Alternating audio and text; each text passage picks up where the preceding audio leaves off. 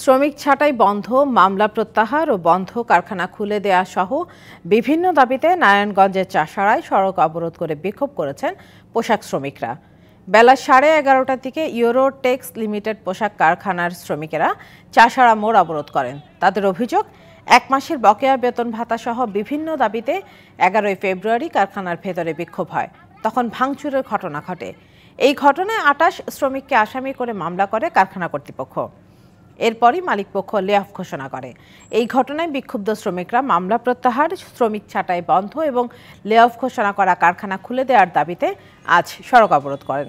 বেলা 2টার দিকে মালিকপক্ষের সাথে আলোচনার আশ্বাসে রাস্তা ছেড়ে দেন শ্রমিকরা।